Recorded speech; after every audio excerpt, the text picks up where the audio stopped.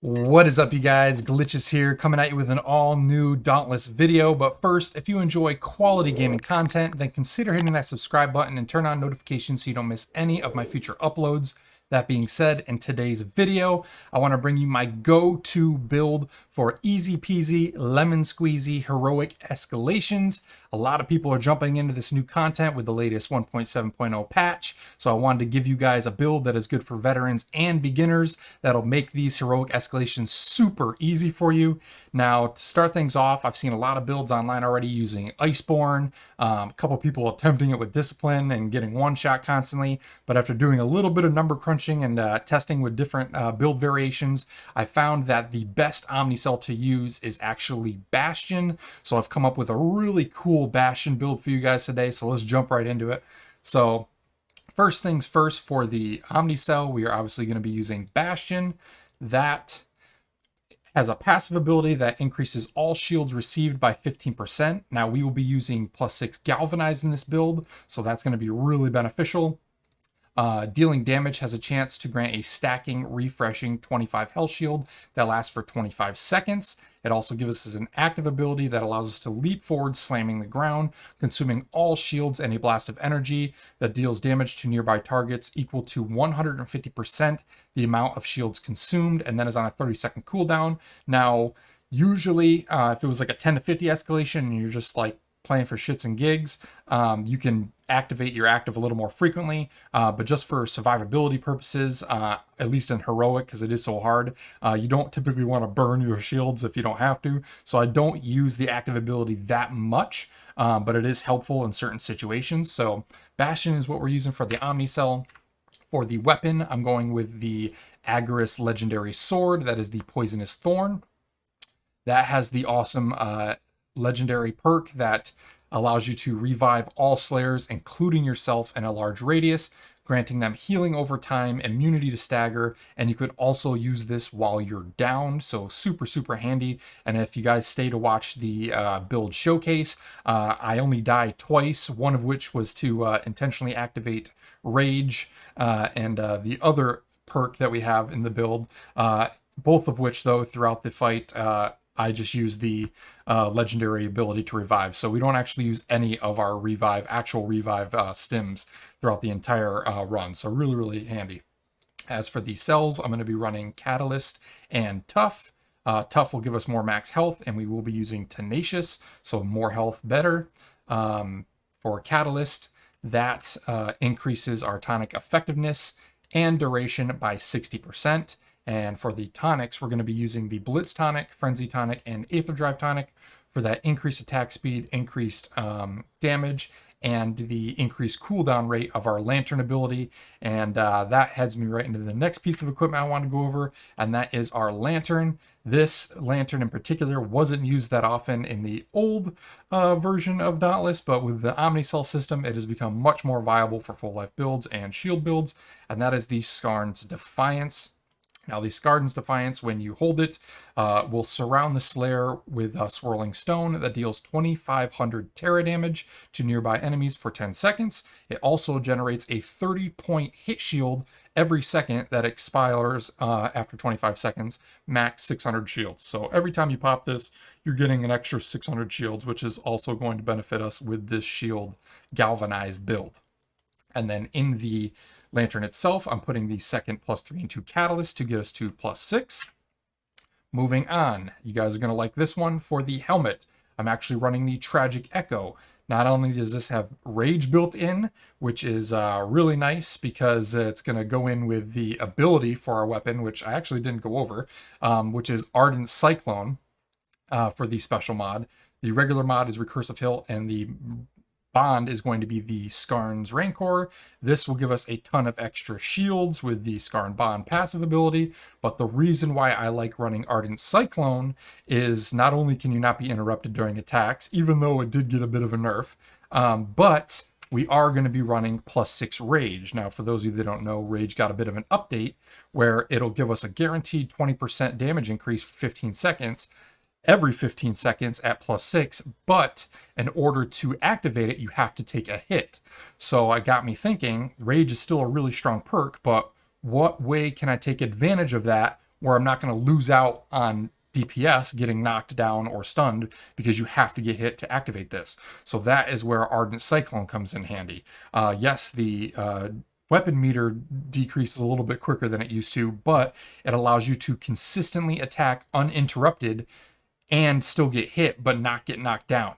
So what happens is if you time it properly, you can activate that Ardent Cyclone right as you're about to take a hit. It'll instantly activate your rage, but you won't get knocked down. And for the entire duration of your Ardent Cyclone, you're going to be getting that extra 20% damage with rage. So super, super handy. And having this, even though we're using a tankier type build, will give us an option to have a little bit more damage output on a regular basis because we have so much shield, so much health, and we're using that uninterruptible special mod with Ardent Cyclone that you can take those hits, activate rage, and not have to worry about losing DPS or dying from it. So super, super handy.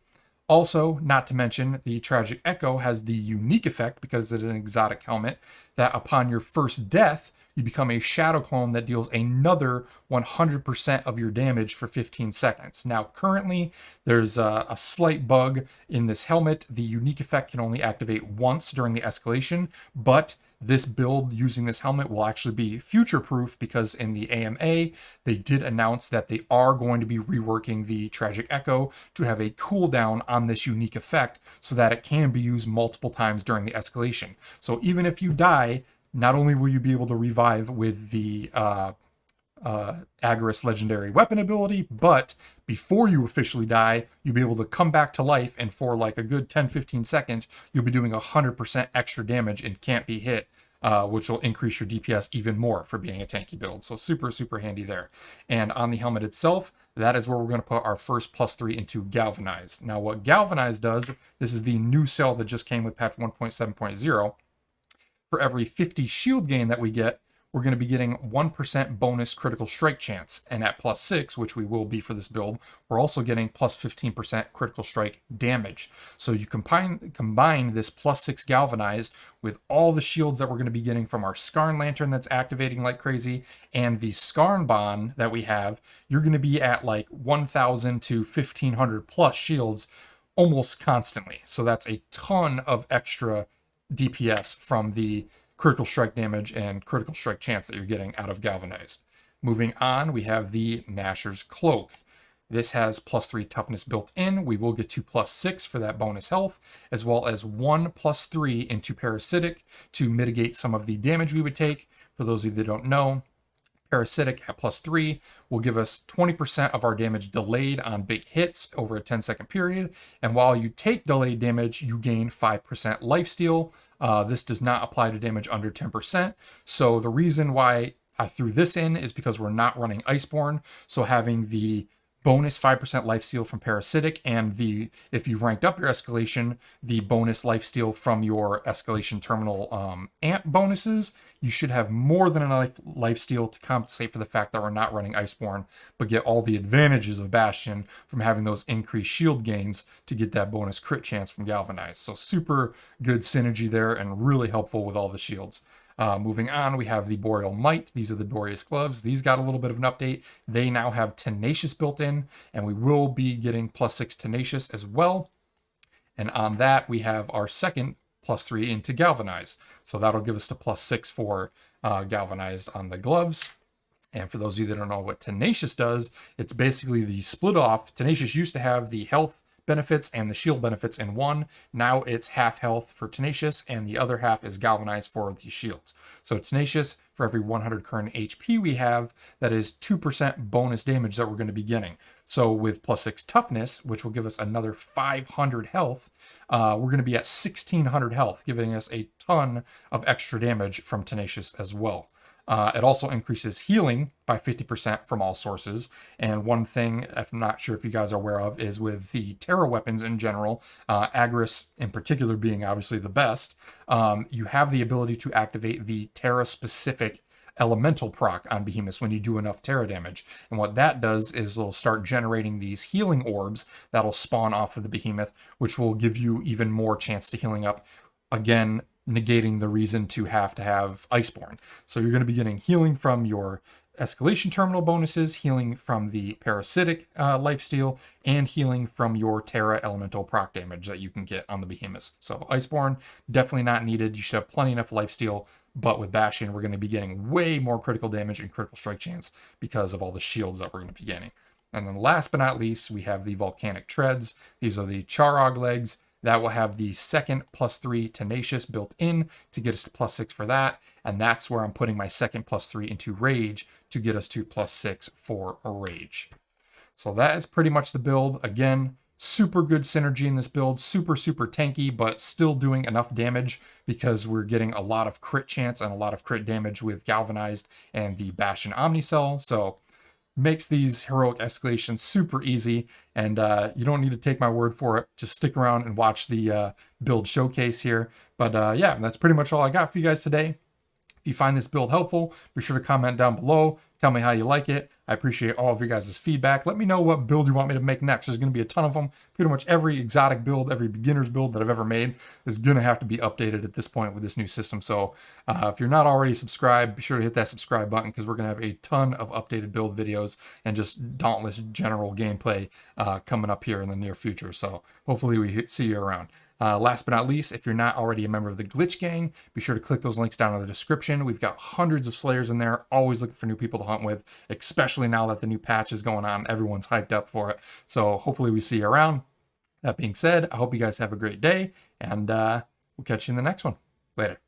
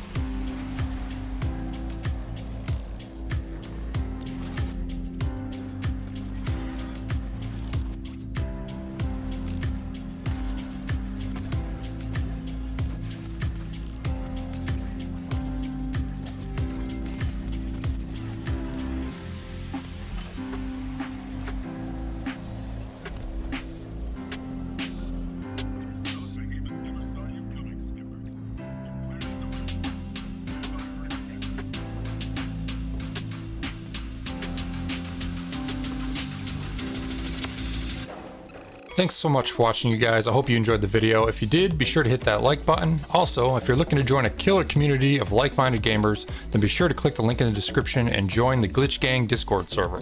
We continue to grow every day, and it's filled with all your favorite game discussion channels, as well as several LFG channels to help you find that perfect group for your next hunt or raid. Lastly, if you're new to the channel and want to keep up to date with all my future content, then consider hitting that subscribe button and turn on those notifications. Hope you all had a great day, and I will catch you on the next one.